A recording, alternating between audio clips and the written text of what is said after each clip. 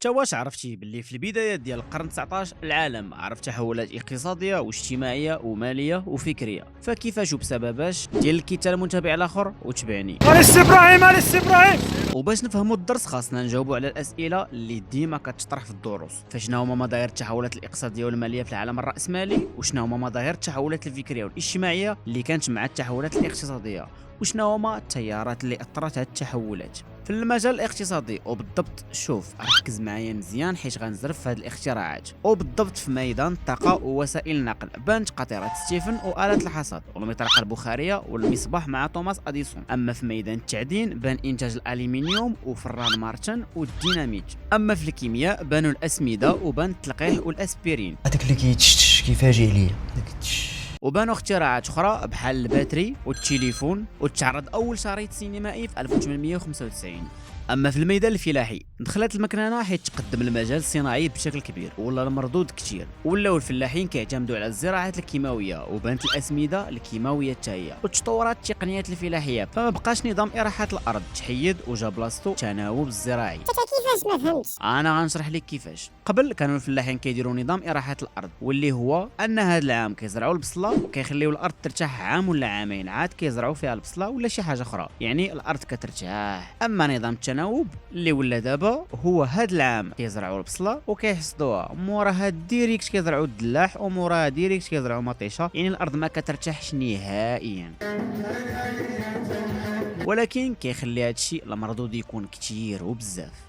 اما في الميدان الصناعي تطورت المكننه وبانوا الات كثار باش كتسهل الخدمه، عوض نخرجوا تريكو في النهار من طرف شخص واحد اتولي تصنع 300 تريكو في النهار من شي اله وبالجهد اللي قليل المرضي. هادشي اللي خلى الانتاج الصناعي يتزاد بشكل اللي كبير. دابا غندوزو للتحولات اللي طرات في النظام الراسمالي. شنو هي الرأسمالية بعدا؟ الراسماليه تعريفها تلقاه في برنامج التعريف بالدارجه، وديجا شرحت التعريف مزيان. الرأسمالية دازت من ثلاثة ديال المراحل. المرحلة الأولى تسمات بمرحلة الرأسمالية التجارية، واللي تميزات بتراكم الأموال عن طريق استغلال الموارد الطبيعية ديال العالم الجديد وتطورات المدن وتزادوا المعاملات النقدية وبانوا الأبناق وولات حرية التبادل التجاري. أما في المرحلة الثانية اللي هي الرأسمالية الصناعية تميزات بالتطورات العلميه والابحاث المخبريه والتطورات التقنيه، واكتشفوا مصادر ديال الطاقه اللي جديده بحال النفط والطاقات المتجدده، وبان التركيز الراسمالي والمنافسه الحره ولا الاحتكار الصناعي، وتوسعت الشبكه ديال النقل البري والبحري. اما في المرحله الاخرانيه واللي هي الراسماليه الماليه تميزات السي بانتقال الابناق من بلاصه غير كيحطوا فيها الناس الفلوس لبلاصه ولات كتستثمر في الاموال، وبانوا شركات مجهوله الاسم ولات البورصه عندها مكانه في الاقتصاد، وبان التركيز الرأسمالي ولاو الابناق كيتحكموا في الاقتصاد. شنو هي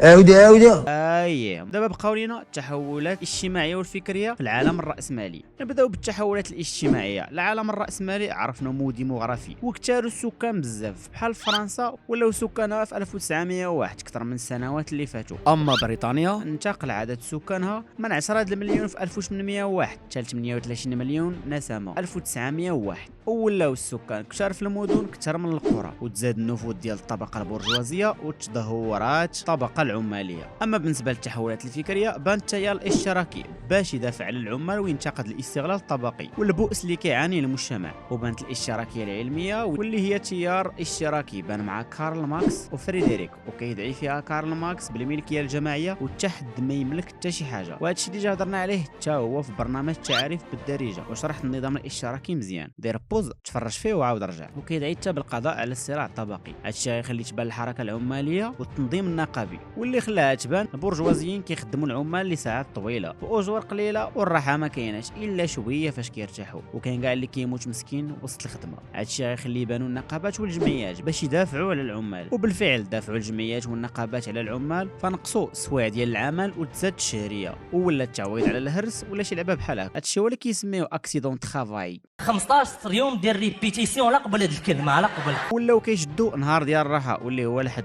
خلاصه القول واخا كاع التطورات اللي عرفها العالم الراسمالي في القرن 19 كاينين بزاف د الازمات الداخليه والاجتماعيه والسياسيه والاقتصاديه، واللي غيخلي البرجوازيه الاوروبيه يفكروا فكر استعماري باش يحلوا هاد المشاكل الداخليه. ودخل عندي انت باش يجي مو ابوني وبارطاجي مع صحابك.